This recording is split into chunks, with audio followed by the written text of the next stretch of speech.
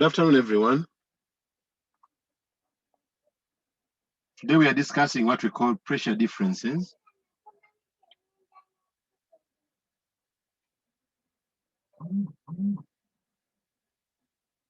And in this concept, we are going to look at how pressure can be exerted in bubbles, and then how we can get a difference in pressure when a bubble is in a liquid or when a bubble is in air. Shall also be in position to get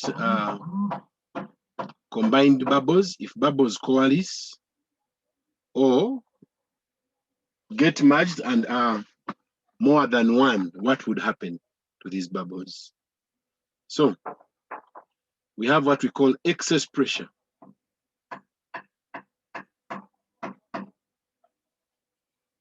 Excess pressure in an air bubble.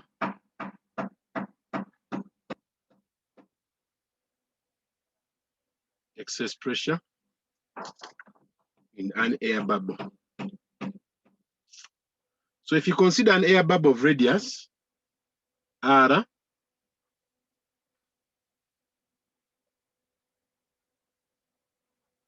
and then we consider this air bubble is formed inside a liquid of surface tension gamma. So the liquid has surface tension gamma. Then at equilibrium, we have force F1, which is force due to the external pressure.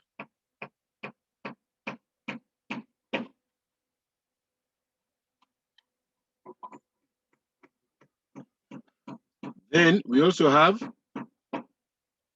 F gamma, which is force due to surface tensional forces.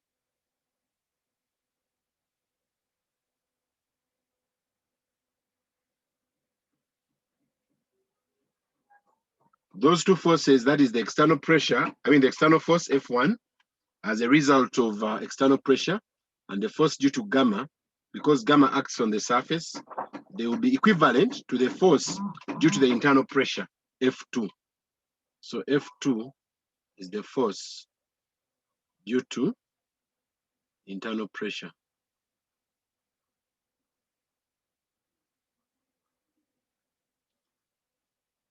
So for that reason, remember I'm going to send the notes. Hope you've accessed my Google Class finally. Those who failed to access, if you have not yet accessed, let me know, I send you the link. Now, if I consider a bubble like this one, this bubble which is inside a liquid is what we call an air bubble. Because inside, there is air inside the bubble, okay? Now, if you extract out that bubble and bring it out, we assume it's out of, it's in the liquid, but we want to look at exactly the forces that are acting on this bubble. How are they behaving? Yeah? How they're behaving is going to look like this.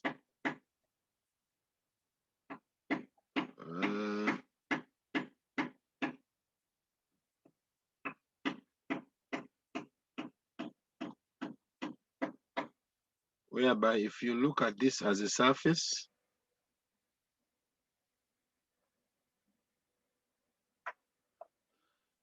then on the surface we have forces due to surface tension forces. So this is force due to gamma. Then outside we said we have external pressure, and external pressure exerts force F1, which was force due to external pressure. Meaning outside we have pressure P1. Then when you look at inside, what is going to take place inside? Let me change the color. Inside we shall have a pressure inside exerted as a result of the air molecules inside the liquid. So they're acting on all surfaces of the liquid. I mean, all the surface of the film, which forms the bubble, but inside. So this will give us pressure P2, which will induce a force F2. Now, this force F1 and force due to gamma, they are facing in the same direction. So that's why I say that these two forces at equilibrium are equal to the force, or the force which is exerted by the air molecules inside. That is why the bubble does not collapse. If you've seen bubbles, I wish I had soap. Sorry, I'm in the car. I would have, if I was home, I would have made for you some bubbles. Let me see if I can ask someone here to help me with soap. And then I can make for you bubbles and I demonstrate some illustration here. What I wanted to say is that that bubble, when it is blown, inside it will have air. If it is inside a liquid, like the bubbles you see rising in soda, those are air bubbles. But the pressure inside, the bubble, the reason why it stops expanding, when you see that it's not collapsing, it means it is either because it first expands, if there is heat, it keeps on expanding. And when it expands, time comes when it expands to maximum, and then it will burst off because the pressure is too high. Just like you have a reason why they ask you to explain why a tire may burst on a hot day. If the tire is over pumped and the air inside of the tire is compacted on a hot day, the heat will be gained from the rod and the heat will be gained from the rubber.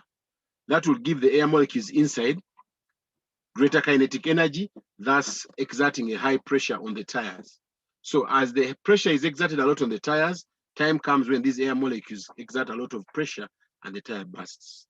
Now, here also in an air bubble, if the pressure inside becomes so great, the bubble will collapse. Now, before the bubble collapses, it is in equilibrium. If it is not expanding or it's not shrinking, then at that instant, the force due to the external pressure, which is F1, plus the force due to gamma, which is the force due to the surface of the bubble, are all equal to the forces exerted by the air molecules inside the bubble. So with that reason, we can also recall that but pressure is equal to force over area. So if pressure is force over area, then pressure P1 will be equal to force F1 out of the cross-sectional area. And likewise, pressure P2 inside the bubble would be force F2 inside the bubble divided by the cross-sectional area. The cross-section area is the same in this sense because we are dealing with the same bubble and we are looking at the surface area of a sphere. So with this, we shall have to make F1 the subject, which is P1A. Then F2 will be P2A.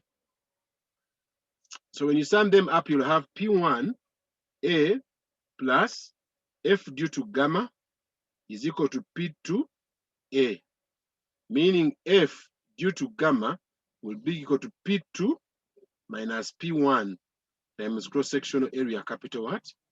Capital A. But area of a sphere, area of a circle, we are assuming it's area of a circle, by the way, not a sphere.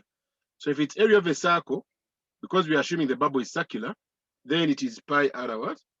Squared. Then remember gamma was equal to force due to gamma per unit length. And length is the circumference of the circle, which is 2 pi r. Therefore, F gamma is going to be equal to 2 pi r times gamma.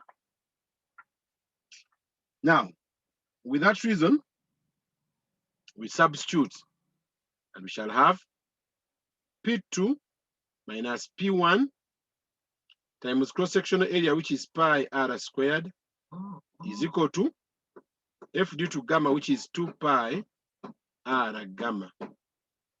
We can divide by pi. We can divide 1 r with this one. And then finally, P2 minus P1 is equal to 2 gamma out of r. And this is the expression for excess pressure in an air bubble. And we have said an air bubble is one where the bubble has been placed in a liquid, whereby inside the bubble there is air, then outside the bubble there is a what? there is a liquid. So we should note this. For a soft bubble, of a soap bubble, for a soap bubble, a soap bubble is the one you see we have in air. Mama Bushra. Mama Bushra.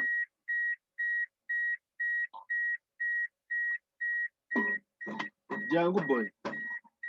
Gyo netere ku sabuni n'amazzi. Okay? Owulidde? Mami Mugabe akuhamza gaye bamwe ku sabuni n'amazzi. Okay, let someone bring me some water and soap so that I can demonstrate this idea. So for soap bubble, it looks like this. It has air inside. Even outside, it has air. So its coefficient of surface tension is 2 gamma. So therefore, the pressure difference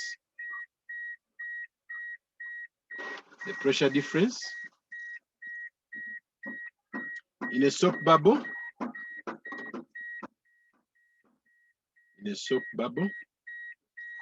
will be defined by P2 minus P1 is equal to 4 gamma out of R.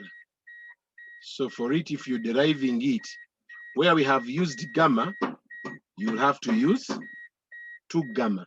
Why? Because we have 2 surfaces in contact with air. So that's the difference between having a soap bubble and an air bubble. Sometimes the soap bubble is called a soft bubble. They call it soft because it floats in air. While the other one is called an air bubble because it is inside in a liquid. And now it's only that air which is inside the bubble that makes it rise to the top. And I've given you one of the closest example on that is the example of having a bubble in a bottle of soda and so many other illustrations as you've seen before.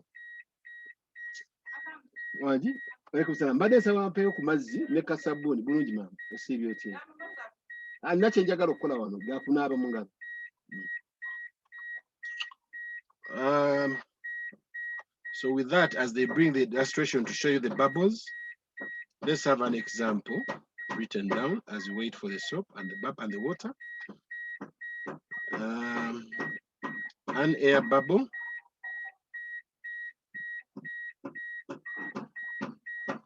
of diameter 0.1 centimeters is at a depth of 10 centimeters below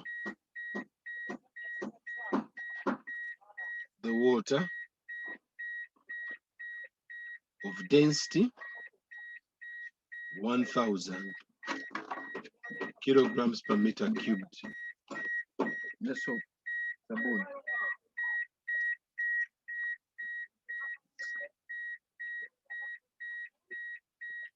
And surface tension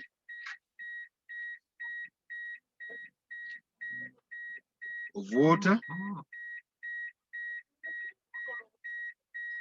is 0.07 Newton per meter.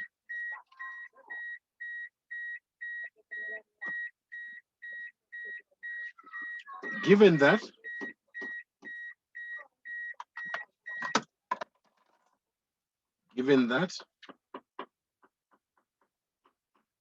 the atmospheric pressure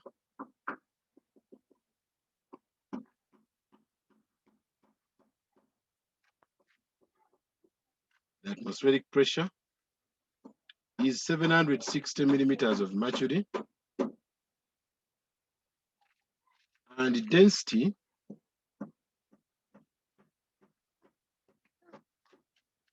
mercury is 13,600 kilograms per meter cubed. Take one. Per meter cubed.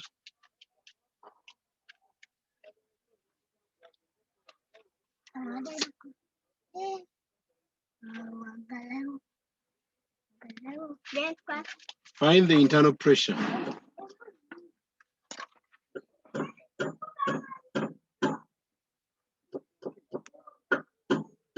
of the air bubble.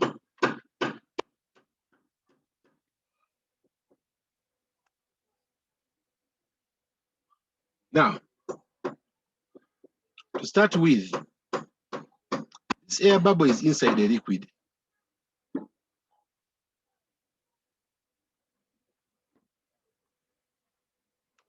At a depth, which is what? H. So the surface of the liquid is experiencing atmospheric what? Pressure.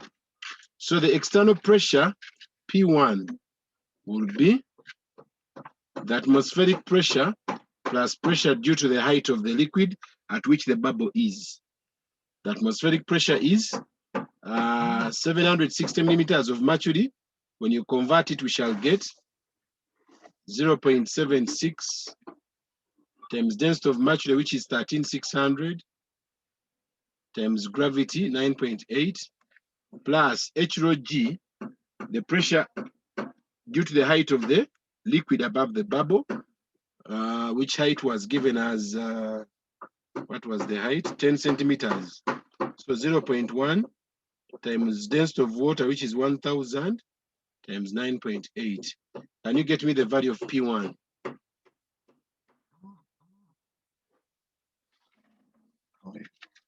Which class are you in? Oh, you understand the physics. You're enjoying? Okay.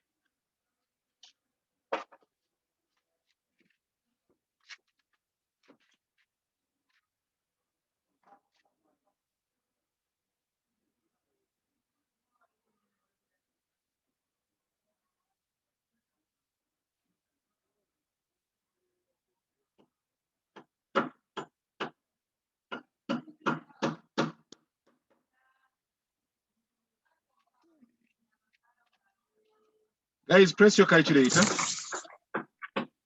102,272.8. 102,000. 272.8.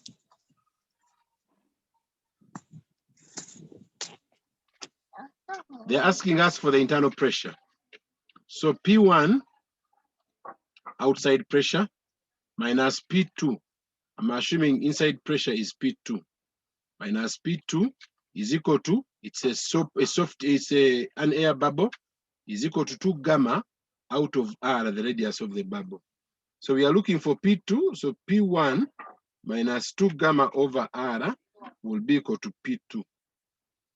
So we substitute, which is 102, 272.8 minus 2 times 0.07 divided by the radius.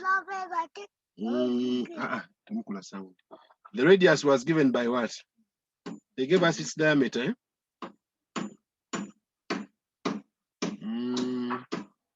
Diameter was 0.1. So 0.1, when you divide by 2, you get 0.05, which is 5 times 10 power negative 4. When you convert to centimeters, is equal to P2. Therefore, can you press the calc and get us pressure P2?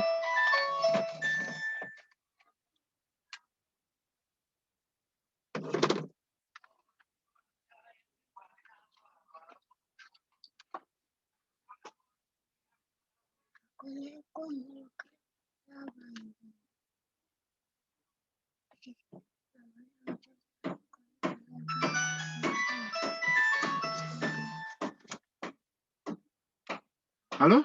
Nchali mu Zoom class kamalize kubire ku saa 11. Kiki?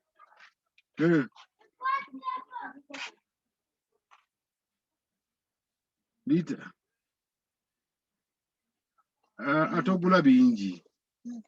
Lwaki oguze dudu? Guneba ogula dudu asale maxi. Dugula dudu asale maxi. Ate natogenda na mumaliramu.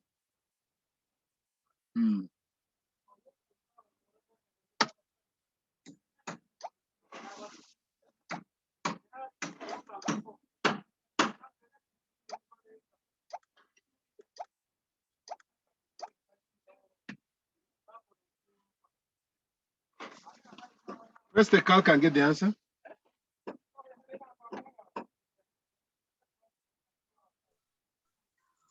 101,000. 101,000. 992.8.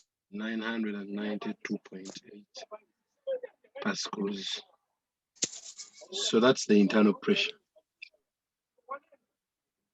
It's almost equivalent to the external pressure, meaning that difference, the deviation between the two, is accompanied by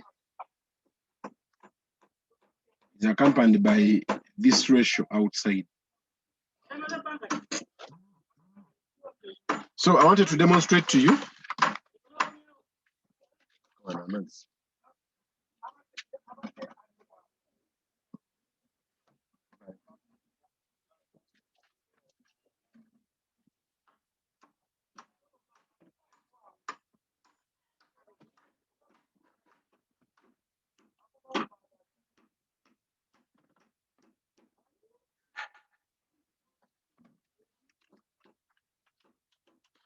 So in our childhood, we used to do this. You get soap, rub it in your hands, then you open up, and then we blow.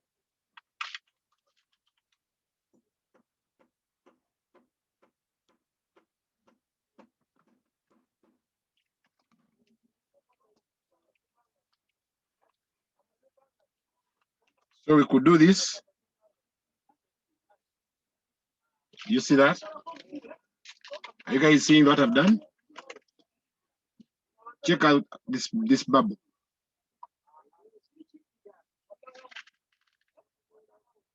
So that bubble collapses at the end of the day. The reason why it collapses is because I'm blowing in a lot of air in between my palms, and this air reaches a point that it stretches this film of soap too much that it has to finally break. Then sometimes we could do a simple one.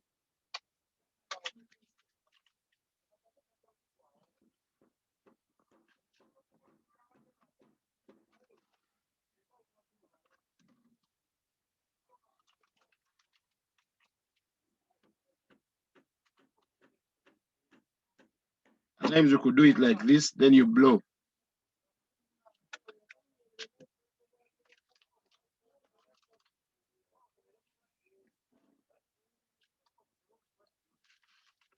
A little bit complicated.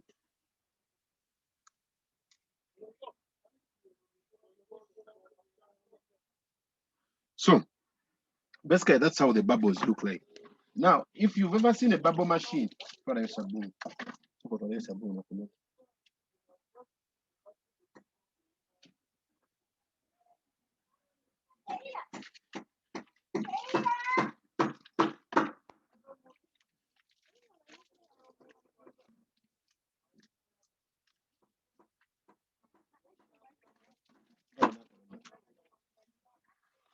so like you've seen that bubble collapsing because of the increase in the pressure inside. The times when it was not collapsing, it was in equilibrium.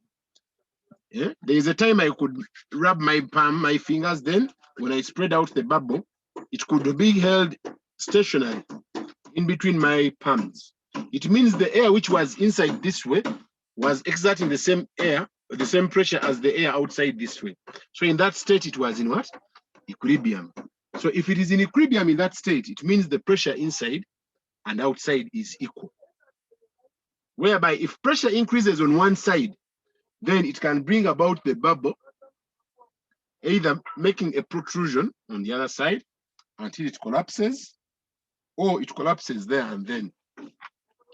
So if you want to try it at home, you can also try it out. It's no harm for you to try it out. You can try it out and see whether it will also blow out and whether it will not collapse immediately. You'll see that the more you increase the bubble, the air you blow in, you'll see that it also does what? Expands further. And when it expands further, the pressure becomes too much and the volume becomes very small because compared to the number of air molecules you have. So what happens is these air molecules have to penetrate through the film, hence they collapse it. If you want to see other examples of bubbles, we have bubble machines on weddings, on functions, on any other function you've ever seen. People bring or hire out bubble machines, and they use these bubble machines to produce those bubbles for decoration. Another one is used by kids. There's that toy which makes bubbles, which has a ring. They stir it in a given film of liquid, then they raise it and blow. When they blow that film, it blows out and turns out into a circular path.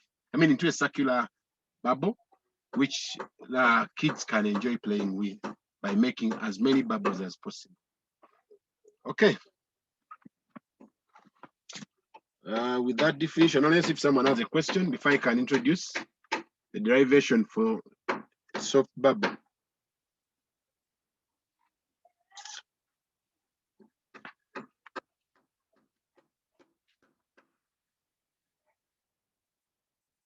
Teacher, why did you convert the atmospheric pressure into Pascals 0.76 from to 0.76? It's because atmospheric pressure is in millimeters of mercury. Yet when we are computing it, we compute it using meters. So 7,600 millimeters, when you convert them to meters, you get 0.76 meters. Okay? yes.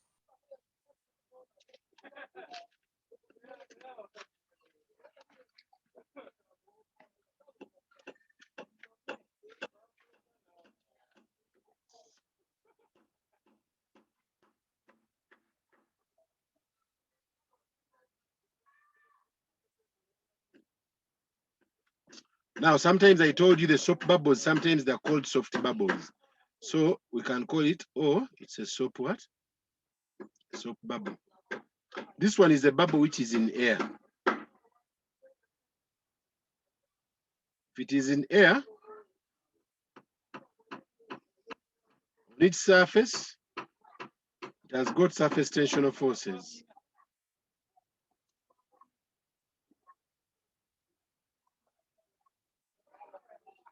Then outside, it has a pressure P1 and a force F1. Inside, it has a pressure P2 and a force F2. So, force F1 and surface tensional forces are acting in the same direction, which gives us force F2, whereby force F1 is pressure P1 times cross-sectional area plus F due to gamma. We said gamma for an air bubble or a soft bubble is twice gamma because it has two surfaces in contact. So it will be 2 gamma 2 pi r is equal to P2 times cross-sectional area. Therefore, P2 minus P1 times cross-sectional area is equal to 4 pi gamma times r. So P2 minus P1 will be equal to 4 pi of gamma r divided by pi r squared. The pi can be lost. We lose 1 r. Thus, P2 minus P1 is equal to 4 gamma out of r.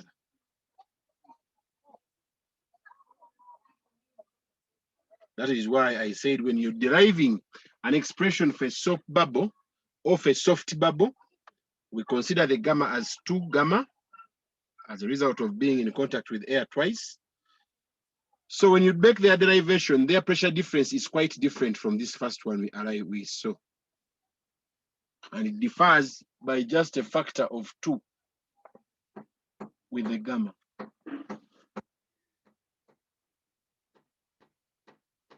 Unless someone has a question. If no question, we can go ahead and have an example on this as well.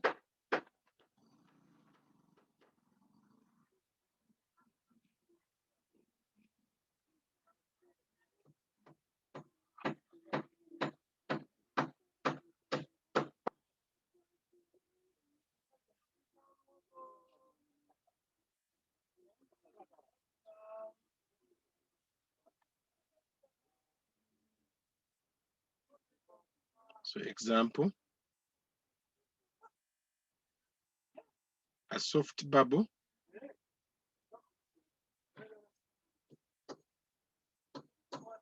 of radius 2.5 millimeters floats freely in air. Calculate the internal pressure if atmospheric pressure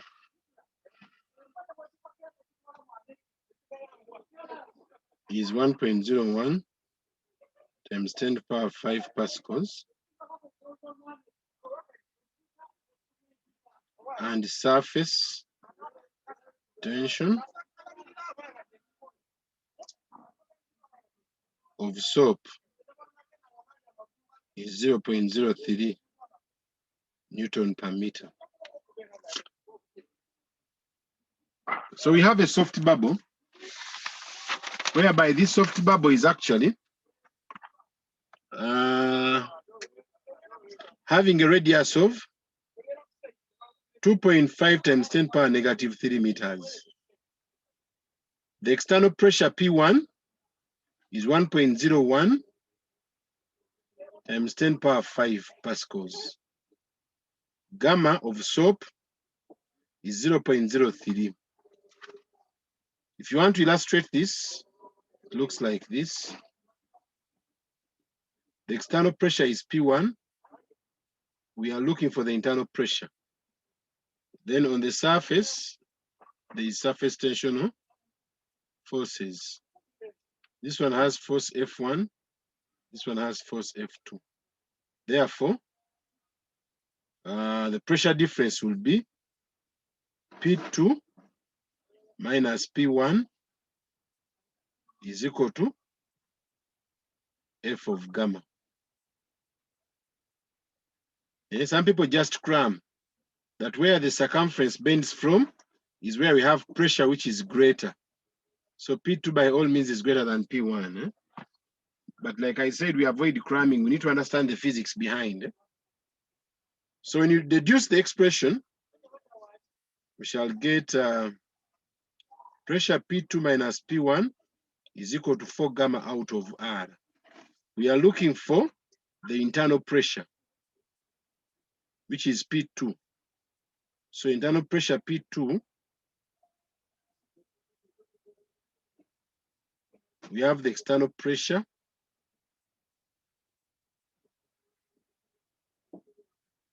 Let me wrap this part.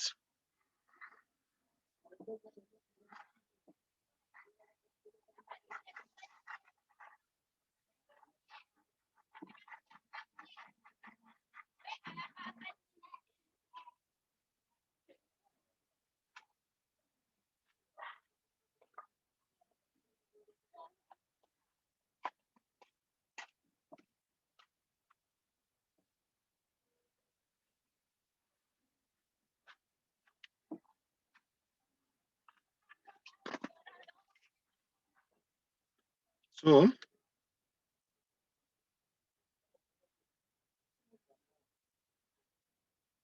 we are looking for P2.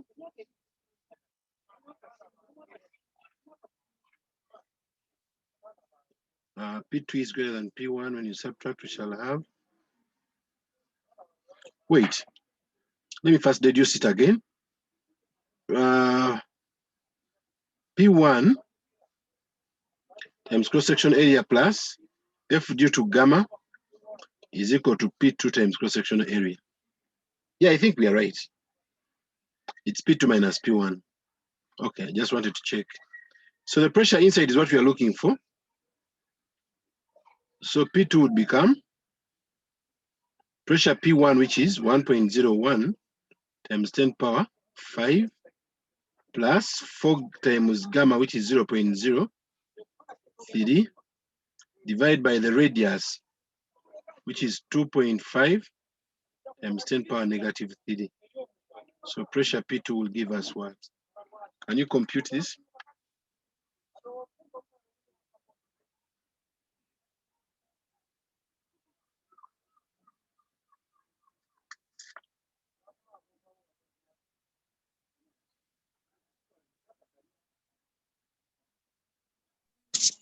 One 1,148.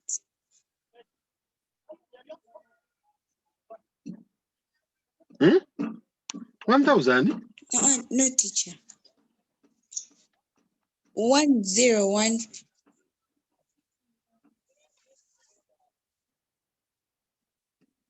Zero 48.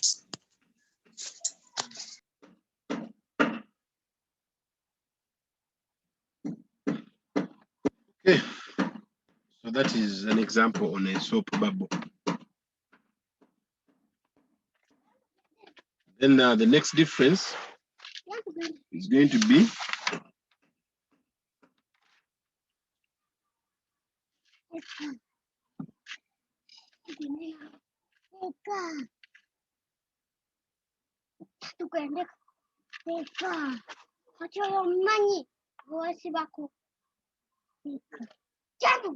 temundeka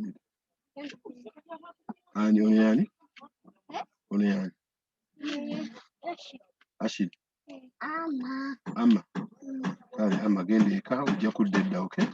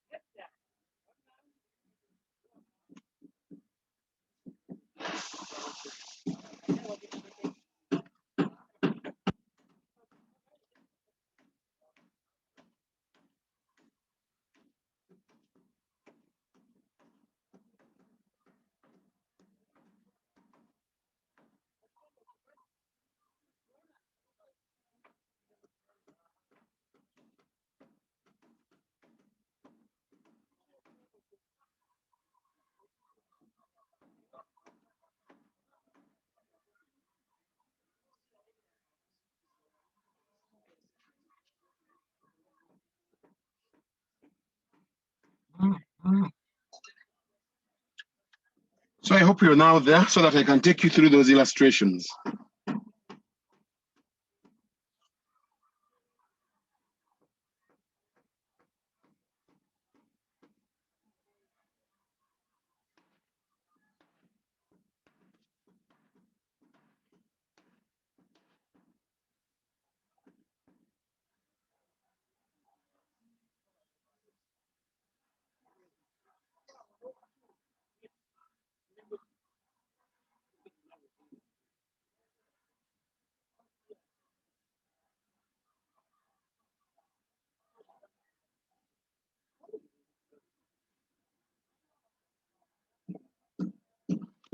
Are we there? So these are pressure differences across spherical surfaces. One spherical surface is in liquid like water. The other spherical surface is in a liquid like mercury. You know, water has a downward meniscus, that is diagram 1. Then mercury has an upward meniscus, which is diagram 2. So if these liquids have angles of contact, theta, like this one, this is angle theta. For this one, it is right there. Then the pressure at the bottom in water, for example, the atmospheric pressure acting out here, because the liquid is settled down on the same floor, it will be the same pressure down here. But because of the downward meniscus of water, it means the pressure which is outside, which is H, is greater than the pressure which is inside, pressure P1.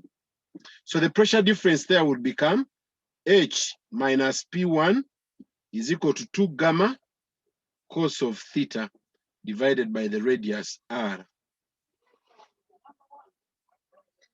But also the difference in pressure, that is the pressure at the bottom and the pressure at the surface, can be got from H rho G.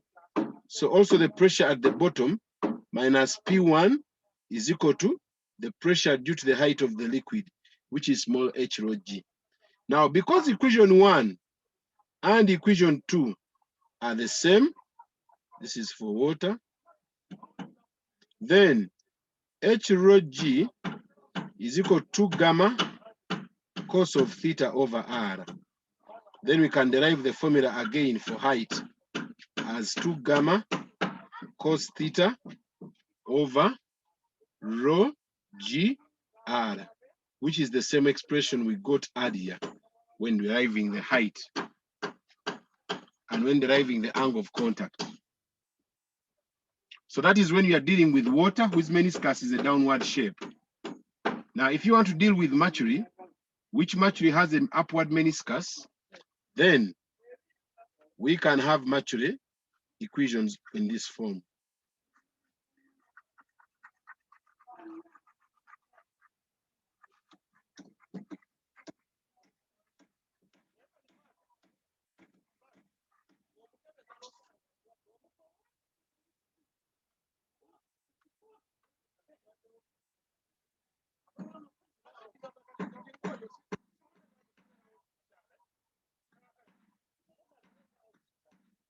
Now for mercury, we have seen a dome-shaped meniscus, which is upward like this, meaning the pressure inside, P1, is greater than the pressure outside, which is the atmospheric pressure. Now for that reason, because the meniscus faces on the side where pressure is less, that curve tends to the side where the pressure is less, and the berry of the curve is on the side where the pressure is greatest. So P1 minus H is equal to twice gamma cos of theta divided by R. Now the difference in pressure this time round, you see H is down, not so. Here H is down. This is H, this is P1 up here. So this time round, the pressure at the bottom is higher than the pressure at the top. So the difference in pressure is equal to H rho G. But this time round, this is a negative of P1 minus H, which is equal to H rho G. So I can use this equation 1 and this equation 2. When I use equation 1 and 2, I'll get 2 gamma cos theta over H rho G, sorry, over R is equal to a negative of H rho G. And the reason why it's like that, it's because mercury has a capillary depression, while water has a capillary rise. And remember, the angle is obtuse for mercury. So the cosine of that obtuse angle will give you a negative. So that negative will find there this negative, and then to become a positivity. So if you want to make height the subject, you have H is equal to 2 gamma cos theta, which is a negative out of R. And this expression only occurs for mercury. This one is for mercury. And we are saying the reason why mercury it's a negative, it's because the cosine of 100, the cosine of 100 what? The cosine of an angle greater than 90 is a negative.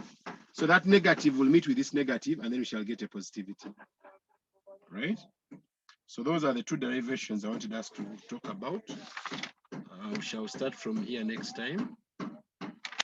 We look at examples next time, and also we shall see how to coalesce soft bubbles. Then we shall finalize this aspect of surface tension, and hence all fluid mechanics will be done. So unless someone has a question. Hope you can access the Google class now. Go there. You can go to physics. I posted there some seminar numbers, even mathematics the same. So you go out and look for the numbers we have covered so far. Yeah, you try out only those numbers so far we have covered. In case of any challenges, you can post them. You can ask your teachers who are teaching you in one way or the other. So can I have some questions?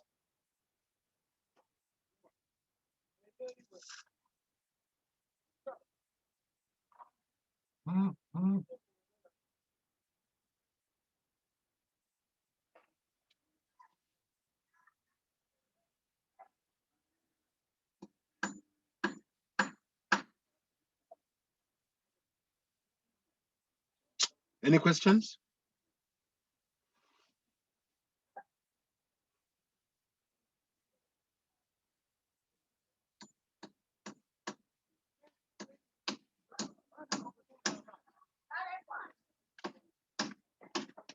Okay, if no questions, we can stop here. Yes, please. Teacher. Yeah. I wanted to know what's your YouTube thing, like the name, so that I can Wama Hamza. something. Okay. Thank you.